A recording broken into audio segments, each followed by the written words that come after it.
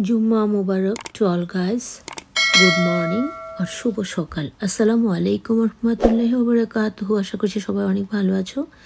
এই প্রত্যাশা নিয়ে আজকে আমি আমার কোরআন তেলাওয়াতের যে পর্বগুলো চালু করে থাকি সেই পর্ব থেকে আজকে যেটা ছিল সূরা নিসার বাংলা অর্থ। গতদিন আমরা 1 থেকে 56 পর্যন্ত বাংলা অর্থ শেয়ার করেছিলাম। আজকে 56 থেকে 57 থেকে শুরু করে দেখি কতটুকু করা যায়। তাহলে চলো আমরা মনোমুগ্ধকর বাংলা অর্থ শুনে নেই। আয়াত 57 দিয়ে শুরু করছি। যারা ঈমান এনেছে এবং সৎ কাজ করেছে আমি তাদেরকে এমন বেহেশতে দাখিল করব যার তলদেশে নদ নদী প্রবাহিত, সেখানে তারা হবে স্থায়ী। সেখানে থাকবে তাদের পবিত্র সঙ্গিন এবং তাদেরকে দাখিল করব মনোরম ছায়ায়। এই যে বেহেশতের বর্ণনাটা প্রায় অনেকগুলো সূরাতে আছে। আল্লাহ নির্দেশ দিয়েছেন আমানত তার মালিকের কাছে প্রত্যর্পণ করতে, অর্থাৎ আল্লাহ বলেছেন প্রত্যর্পণ করতে, মানে আমানত যদি কেউ আমাদের কাছে রেখে থাকেন তা যেন আমরা একেবারে পরিপূর্ণভাবে পাওনাদারকে বুঝিয়ে দেই আর কি। মানুষের মধ্যে তোমরা বিচার মীমাংসা করবে ন্যায় পরায়ণতার সাথে। সুবহানাল্লাহ। তোমাদেরকে আল্লাহ যে উপদেশ দেন তা কত সুন্দর, আল্লাহ শুনেন দেখেন। হে মুসলিমগণ, তোমরা আল্লাহর রাসূলের এবং তোমাদের মধ্যে নেতৃস্থানীয় ব্যক্তিগণের আনুগত্য করো। কোনো বিষয়ে তোমরা মতভেদ করলে তা আল্লাহ এবং রাসূলের ফয়সালার উপর ন্যস্ত করো। যদি আল্লাহ এবং আখিরাতের প্রতি ঈমান রাখো তবে তোমাদের পক্ষে উত্তম ব্যবস্থা। সুবহানাল্লাহ, আমিন সুম্মা আমিন। ওদিকে কি দেখো নাই যারা দাবি করে তোমার প্রতি যে অবতীর্ণ হয়েছে এবং তোমার আগে যে অবতীর্ণ হয়েছিল তাতে ওরা বিশ্বাসী, অথচ ওরা তাগুতের বিচার প্রার্থী হতে চায়, যদিও বর্জন করার জন্য ওদিকে নির্দেশ দেওয়া হয়। শয়তান ওদিকে ভীষণতর পথভ্রষ্ট করতে চায়। আর ওদিকে যখন বলা হয় আসো তোমরা আল্লাহর অবতীর্ণ হুকুম এবং রাসূলের দিকে, তুমি দেখো না ওই মুনাফিকদের স্বেচ্ছা প্রণোদিত তোমার কাছে আসা হতে দূরে থাকছে। বস্তুত তাদের কৃতকর্মের ফলে কোনো মুসিবত পৌঁছলে সব প্রতিজ্ঞায় তোমার কাছে ছুটে আসে। আল্লাহর কসম, আমাদের উদ্দেশ্য শত শিষ্টাচার বই কিছুই ছিল না। সেই লোকদের কুটিলতার খারাপ জিনিসের বিষয়ে আল্লাহ সব জানেন, তাই ওদের থেকে দূরে থাকো এবং উপদেশ ও কর্ম পরিণতি সম্পর্কে তাদের অবহিত করো। আল্লাহ বলছে যাদেরকে বুঝতে পারো যে অনেক খারাপ তাদের থেকে দূরে রাখো এবং সম্ভব হলে তাদের যে কাজের কী পরিণতি হতে পারে সেটার একটু সুবিস্তার বর্ণনা করে দেখবে আর কি। আর রাসূলকে প্রেরণ করেছে উদ্দেশ্য আল্লাহর হুকুমের আনুগত্য স্বীকার। নিজেদের অবাধ্যতার পরে ওরা তোমার কাছে আসলে আল্লাহর কাছে ক্ষমা চাও এবং রাসূলে করিম সাল্লাল্লাহু আলাইহি ওয়াসাল্লাম ক্ষমা চাইলে ওরা আল্লাহকে ক্ষমাকারী দয়ালু পেত। কিন্তু না, তোমার রবের কসম তারা বিশ্বাস করবে না যতক্ষণ তাদের বিচারের ভার তোমার উপর অর্পণ করে। পরে তোমার সিদ্ধান্তে তাদের মনে কোনো সংশয় না থাকে ও সার্বিকভাবে মেনে নেয়। আমি তাদেরকে আদেশ দিলাম যে তোমরা নিজেদের আত্মা হত্যা করো অথবা দেশ হতে বের হয়ে যাও। তাদের স্বল্প সংখ্যক ছাড়া তা পালন কেউই করল না, এবং যা তাদের বোঝানো হয় তা যদি তারা পালন করত তবে তা তাদের পক্ষে হতো কল্যাণকর, হতো স্থিরতা দৃঢ়তা প্রদানকারী। এমত অবস্থায় অবশ্যই আমি তাদের কাছ থেকে পুরস্কৃত করতাম, তাদেরকে নিজ হতে পুরস্কৃত করতাম আর দেখাতাম সঠিক পথ। যারা আল্লাহ রাসূলের আদেশ মান্য করে তারা বেহেশতে সঙ্গী হবে নবী, সত্যবাদী, শহীদ এবং নেককারদের। তারা কত সুন্দর সঙ্গী, যারা আল্লাহ এবং রাসূলকে অনুসরণ করে জীবনযাপন করে তারা পরকালে জান্নাতে থাকবে কাদের সঙ্গে? নবীদের সঙ্গে, সত্যবাদীদের সঙ্গে, শহীদ এবং নেককারদের সঙ্গে। সুবহানাল্লাহ, আলহামদুলিল্লাহ, লা ইলাহা ইল্লাল্লাহ, আল্লাহু আকবার। এটা আল্লাহর তরফ থেকে করুণা। আল্লাহ যথেষ্টই পরিজ্ঞাত। হে মুসলিমগণ, নিজেদের জন্য সতর্কতা অবলম্বন করো এবং অভিযান করো সাবধানে, স্বতন্ত্র কিংবা সমবেতভাবে। তোমাদের কেউ যদি অভিযান পশ্চাতে থাকে পিছনে থাকে, ফলে তোমরা কোনো বিপদগ্রস্ত হলে সে বলে আল্লাহ আমার প্রতি অনুগ্রহ করেছেন, ভাগ্যিস ওদের সঙ্গে যুদ্ধে যাই নাই। পক্ষান্তরে তোমার প্রতি আল্লাহর অনুগ্রহ হইল বলতে থাকে যেমন ওদের মধ্যে কোনো সম্পর্ক ছিল না। আফসোস, আমি তাদের সঙ্গে থাকলেও আমারও বহু সাফল্য লাভ হতো। তাদের পরকালের মুক্তির বিনিময়ে পার্থিব জীবন গ্রহণকারীদের বিরুদ্ধে জেহাদ করো, যে আল্লাহর পথে জেহাদ করে নিহত হয় অথবা হয় বিজয়ী। সকল অবস্থায় আমি তাকে মহা পুরস্কার দান করি। তোমাদের কি হলো? তোমরা যুদ্ধ করবে না আল্লাহর পথে, অথচ দুর্বল ও নারী এবং বালকদের জন্য যারা দোয়া করছে হে আমার রব, আমাদেরকে এই জালেম অধ্যুষিত বস্তি থেকে মুক্তি দাও। এবং তোমা থেকে কাকেও আমাদের বন্ধু বানাও, কাকেও সহায়ক করে দাও, আমিন সুম্মা আমিন। মুমিনগণ আল্লাহর পথে যুদ্ধ করে থাকে এবং কাফেরেরা যুদ্ধ করে শয়তানের পথে। অতএব তোমরা শয়তানের বন্ধুদের সাথে যুদ্ধ করো, শয়তানের ছলনা অকেজো। ওহে, তুমি কি ওদের লক্ষ্য করো না যাদের বলা হয় বিরত রাখো তোমাদের হাতগুলো এবং এ সময় নামাজ পড়ো আর জাকাত দাও? তৎপর যখন তাদের প্রতি জিহাদ ফরজ করা হলো তখন তাদের একদল লোকদের ভয় করতে রইল আল্লাহকে ভয় করার মতো, বরং তা হতেও বেশি বলতে রইল, হায় রব, কেন আমাদের প্রতি এমন জিহাদ ফরজ করলে? আমাদের যদি আরও কিছু অবসর দান করতে।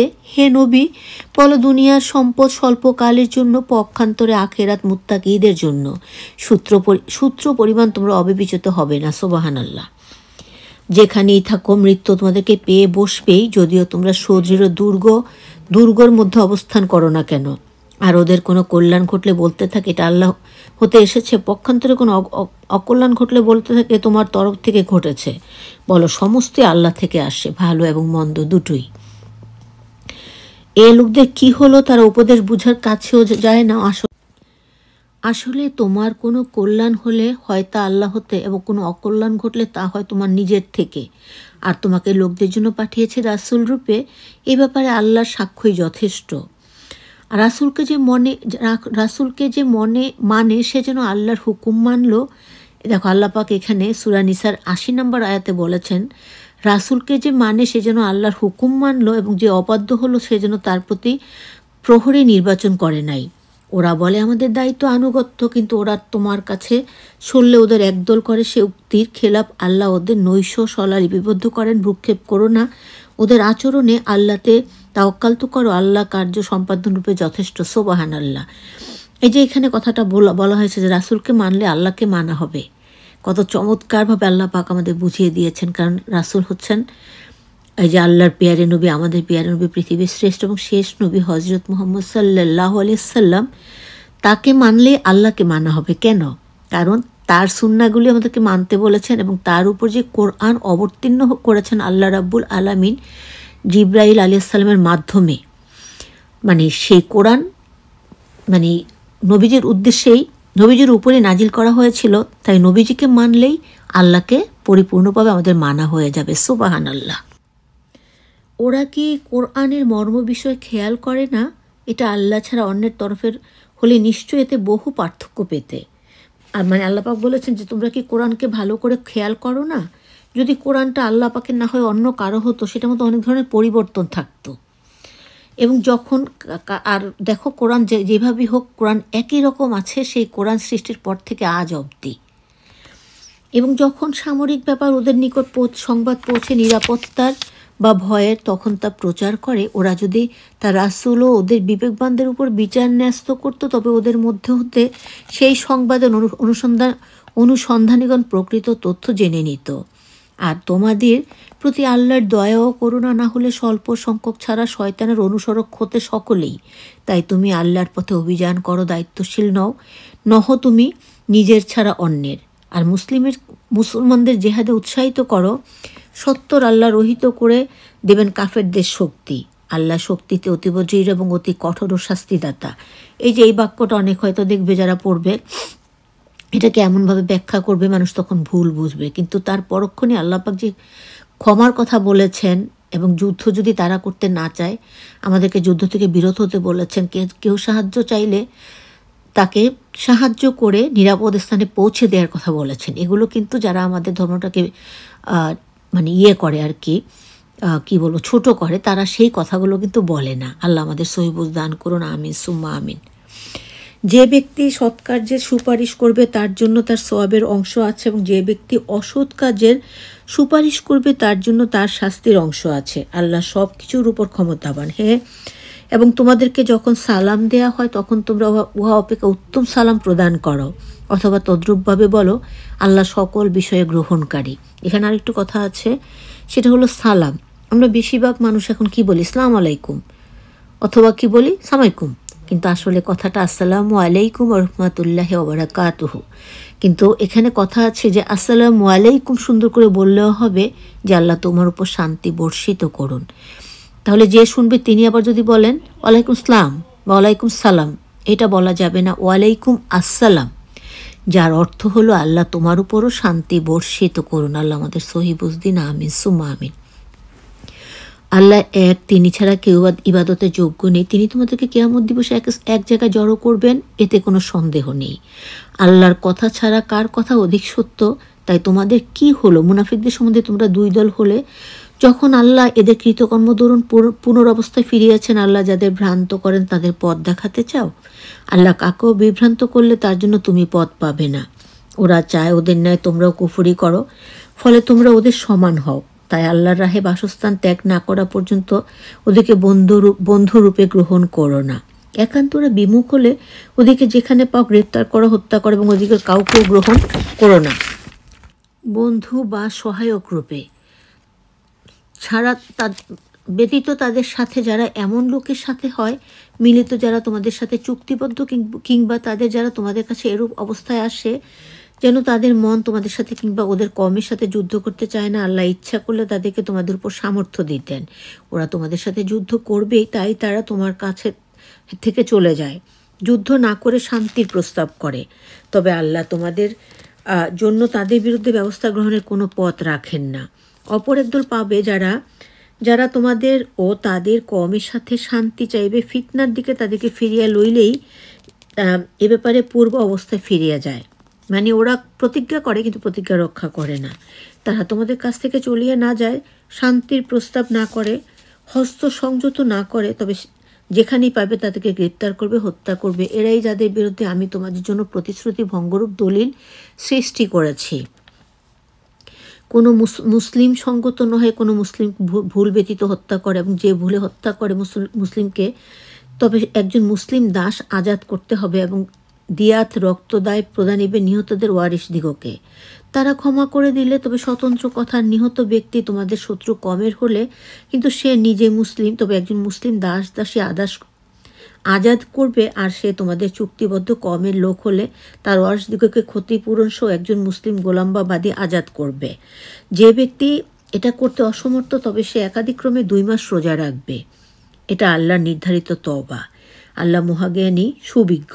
কোনো মুসলিমকে যে স্বেচ্ছায় হত্যা করে তার শাস্তি দোজখ হবে, সে হবে সেখানে চিরস্থায়ী, ও তার উপর আল্লাহর নালত মানে শাস্তি, এবং আছে তার জন্য ভীষণ কঠিন শাস্তি। হে মুসলিমগণ, তোমরা আল্লাহর পথে জিহাদ বহির্গত হলে তাও কি করে নিবে? তবে আর যে তোমাদের সাথে আনুগত্য প্রকাশে তাকে বলো না মুমিন নও, উদ্দেশ্য পার্থিব, কিন্তু তোমরা লুণ্ঠন করবে।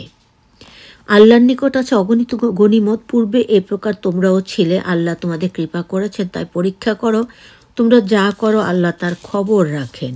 বিনা কারণে জিহাদ হতে বসে থাকা মুসলিমগণ এবং নিজের ধন প্রাণ দ্বারা আল্লাহর পথে জিহাদকারীগণ সমমর্যাদার নয়। অবশ্যই আল্লাহ দিয়েছে নিজের ধন প্রাণ দ্বারা জিহাদকারীগণকে সম্মান বসে থাকা লোকদের উপর। আল্লাহ সকলকেই উত্তম ব্যবস্থা দিয়েছেন। মুজাহিদদেরকে বসে থাকা লোকদের তুলনায় আল্লাহ মহা পুরস্কার প্রদান করেছেন। আল্লাহর কাছে হবে বহু পদমর্যাদা, ক্ষমা ও দয়া। আল্লাহ অতীব ক্ষমাকারী ও দয়ালু। যারা নিজেদের উপর জুলুম করেছে তাদের জান কবজের সময় ফেরেশতারা বলে, তোমরা কি হালতে ছিলে? তারা বলবে, পৃথিবীতে আমরা ছিলাম অসহায়। ফেরেশতারা বলবে, তবে কি আল্লাহর জমিন প্রশস্ত ছিল না তার অন্যত্র হিজরত করতে? এদেরই অবস্থিতি স্থল হবে দোজখ। আল্লাহ মাফ করো, এটা কদর্য প্রত্যাবর্তন স্থান। কিন্তু যে পুরুষ নারী ও বালক নিরুপায়, পথ অজানা ও দুর্বল হয়, তবে আশা আছে যে আল্লাহ তাদেরকে ক্ষমা করবেন। আল্লাহ অতীব মার্জনাকারী, ক্ষমাশীল। আর যে আল্লাহর পথে ধর্মের জন্য স্বদেশ ত্যাগ করবে সে পৃথিবীতে বহু জায়গা এবং লাভ করবে প্রাচুর্য। আর যে স্বীয় গৃহ ত্যাগ করে আল্লাহ ও তার রাসূলের দিকে হিজরত করবে তার পথিমধ্যে মৃত্যু ঘটলে তার পুরস্কার প্রদান স্বয়ং আল্লাহর জিম্মায়। আল্লাহ অতিশয় দয়ালু, ক্ষমাকারী। পর্যটনকালে ফরজ নামাজের রাকাত সংখ্যা সংক্ষিপ্ত করতে তোমাদের কিছুমাত্র গুনাহ নাই। বলছে যে যখন তোমরা পৃথিবী পর্যটন করবে তখন যে আমাদের ফরজ, যেমন ধরো জোহরের ফরজ নামাজ 4 রাকাত, সেটা আমরা সংক্ষিপ্ত করে 2 রাকাতে এনে নিতে পারবো, তাতে কোনো গুনাহ হবে না। যদি আশঙ্কা করো কাফেররা তোমাদের উত্ত্যক্ত করবে, কাফেররা তোমাদের একান্তই শত্রু। আর তুমি সিপাহীদের সঙ্গে থাকলে তাদের নামাজ পড়াবে, তখন তাদের একটি দল যেন মুত্তাকিদি হয়ে তোমার সঙ্গে খাড়া হয় এবং অন্য দলটি যেন সশস্ত্র থাকে। তাদের সিজদা করা হলে তারা যেন তোমাদের পিছনে অবস্থান করবে এবং আগমন করে অপর নামাজ না পড়া দলটি তোমার সাথে নামাজ আদায় করার জন্য। তারাও যেন সতর্ক সশস্ত্র থাকে।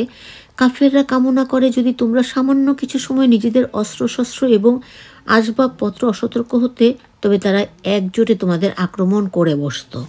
আর যদি তোমাদের বৃষ্টির কারণে অস্ত্র ধরতে কষ্ট হয় অথবা তোমরা পীড়িত হও, তবে যুদ্ধাস্ত্র খুলে রাখতে দোষ নেই। কিন্তু তখনও সাবধান থাকবে, আল্লাহ তৈরি রেখেছেন কাফেরদের জন্য ঘৃণিত শাস্তি। তারপর তোমরা যখন নামাজ শেষ করবে, তখন দাঁড়িয়ে বসিয়ে শুয়ে সর্ব অবস্থায় আল্লাহর জিকির করবে, সুবহান আল্লাহ। আর নিরুদ্বেগকালীন যথানিয়মে নামাজ পড়বে, কেননা নামাজ মুসলমানদের উপর সবসময় বাধা ফরজ। এই কমের পিছু ধাওয়ায় ভগ্নোৎসাহ হইও না। যদি তোমরা কষ্ট পাও, তবে তোমাদের মতো তারাও কষ্ট পায়। তোমরা আল্লাহর কাছে যা আশা করো ওরা তা করে না। আল্লাহ মহাজ্ঞানী, বিজ্ঞানময়। নাজিল করেছি তোমাদের কাছে সত্যসহ কিতাব। আল্লাহ যে জ্ঞান দিয়েছেন, যেন সেরূপ তুমি লোকদের বিচার মীমাংসা করে দাও। খেয়ানতকারীদের পক্ষপাতিত্ব করো না এবং আল্লাহর কাছে ক্ষমা চাও। আল্লাহ অতিশয় ক্ষমাকারী, দয়ালু।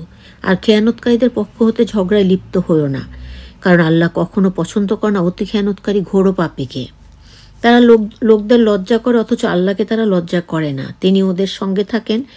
রাত্রে ওরা যখন গোপনে তার অপছন্দ কথা আলোচনা করে, আল্লাহ ওদের সমুদয় কার্যে সর্বজ্ঞ, জ্ঞানাত্ম। দেখো তোমরাই ওদের জবাব দিচ্ছ। এই জগতে বলো দেখি, ওদের তরফ হতে আল্লাহর সাথে কে ঝগড়া করবে কিয়ামতে, অথবা কে ওদের উকিল হবে? কেউ কোনো অসৎ কার্য করে কিংবা নিজের প্রতি জুলুম করে পরে আল্লাহর কাছে ক্ষমা ভিক্ষা করলে আল্লাহকে পাবে ক্ষমাকারী, দয়ালু। আর যে পাপ করলো সে তার নিজের উপরই করলো। আল্লাহ সব বিষয় দেখেন এবং জানেন। যে ব্যক্তি কোনো ত্রুটি ভুল বা গুনাহ করে বসে, পরে কোনো নির্দোষীকে তার অপবাদ দেয়, তবে সে মিথ্যা অপবাদ সুস্পষ্ট গুনাহে লিপ্ত হবে। আল্লাহ মাফ করো। তোমার প্রতি আল্লাহর করুণা ও দয়া না হলে ওদের একদল তোমাকে ভ্রষ্ট করতে চাইবেই, কিন্তু তারা নিজেদের ছাড়া কাউকে ভ্রষ্ট করে না। ওরা তোমার অনিষ্ট করতে পারবে না। আল্লাহ নাজিল করেছেন তোমার প্রতি কিতাব ও হিকমত এবং শিখিয়েছেন যা তুমি জানতে না, এবং তোমার উপর রয়েছে আল্লাহর প্রচুর কৃপা। ওদের অধিকাংশ গোপন পরামর্শের মধ্যে কোনো কল্যাণ নাই ব্যতীত যে ব্যক্তি দান বা অন্য কোনো সৎকাজ কিংবা লোকদের মধ্যে মীমাংসায় উৎসাহ দেয়। আর যে এরূপ কার্য করবে, আল্লাহর সন্তুষ্টি বিধান উদ্দেশ্যে দিব আমি তাকে বিরাট পুরস্কার, সুবহানাল্লাহ। সত্য প্রকাশিত হওয়ার পরও যে রাসূলের বিরোধিতা করে এবং মুসলিম রীতির বিপরীত পথ ধরে, আমি তার চলার সহায়ক যদিও থাকিব, পরে তাকে দোজকে দাখিল করিব। উহা কদর্য গন্তব্যস্থল। আল্লাহ কখনই ক্ষমা করবেন না শিরকি গুনাহ, আল্লাহর সাথে কাউকে শিরক করা, এটা আল্লাহ কখনই ক্ষমা করবেন না। চাইলে এছাড়া অন্য গুনাহ তিনি ক্ষমা করে দেবেন। যে আল্লাহর সাথে শরিক করলো সে পড়ল ঘোরতর ভ্রান্তিতে। তারা মূলত আল্লাহকে ছেড়ে ইবাদত করছে শুধু নারী জাতীয় বস্তুকে এবং অবাধ্য শয়তানকে। আল্লাহ তাকে নালত দান করেন আর বলে, তোমার বান্দা হতে এক নির্দিষ্ট অংশ নিবই, ওদের গোমরা করবো, ওদের মিথ্যা ভাষণা জাগাবো আর নির্দেশ দিব তারা পশুর কর্ণচ্ছেদ করবে এবং তাদেরকে আরও বোঝাবো, যার ফলে তারা পরিবর্তন ঘটাবে। আল্লাহর সৃষ্ট সৃষ্টি। যে ব্যক্তি আল্লাহকে ছেড়ে শয়তানকে বন্ধুরূপে গ্রহণ করে, তবে সে সুস্পষ্ট ক্ষতিগ্রস্ত হলো। সে তাদেরকে আশ্বাস ও প্রলোভন প্রদান করে, বস্তুত শয়তান তাদেরকে শুধু ফাঁকা আশ্বাসই দেয়। ওদের পরিণতি জাহান্নাম, পাইবে না সেখানে বাঁচার স্থান। হে আল্লাহ রাব্বুল আলামিন, সেই দলের অন্তর্ভুক্ত তুমি আমাদের কখনো করো না গো মালিক। আজকে আমি 57 নম্বর আয়াত থেকে শুরু করে 121 নম্বর আয়াত পর্যন্ত আয়াতের বাংলা শুদ্ধ অর্থ তোমাদের সাথে শেয়ার করলাম। আশা করছি প্রত্যেকে মনোযোগ দিয়ে শুনবে এবং আমল করার চেষ্টা করবে। আসসালামু আলাইকুম ওয়া রাহমাতুল্লাহি ওয়া বারাকাতুহু। Have a great day to all guys. Allah save everyone. Amin, Amin, Summa Amin. Allah Hafiz. Take care all guys.